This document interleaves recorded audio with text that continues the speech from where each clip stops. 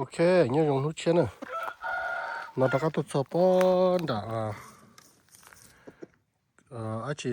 lùm lo hay là sân hai à, bọn đã tây nè, bọn đã tây tu chơi tu số nè, một tàu ở lì là bé lì chơi,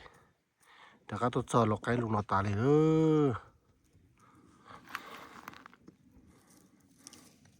tụi nó mua khi dân lên đời, xa phao cậu, của bé tụi cậu lâu nè.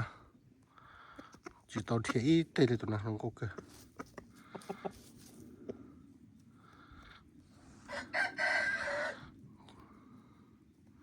Nó chia nè, bây giờ thay đổi sẽ là sai thì mà nhỏ nó họ tự tụ bỏ chia nó là bây giờ là sai. Cái chỉ dùng là có tụ cụ tụ là tụ bây giờ tao đi là dùng ý ảnh nó sẽ cái chỉ mua khó thì tụ dùng cái tụ chỉ dùng cái chủ yếu khó thì có nhà có là ý ảnh của là ý ảnh đó sao cái này chỉ dùng là nhưng chúng mấy tụ thì dùng cái dùng ý ảnh đâu sao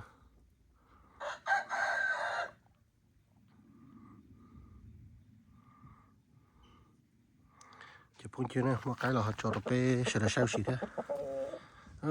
nhìn nhặt cái tụ cái tụ cổ tụ lúc xong nó chỉ tới tụ cái trong câu này cái gì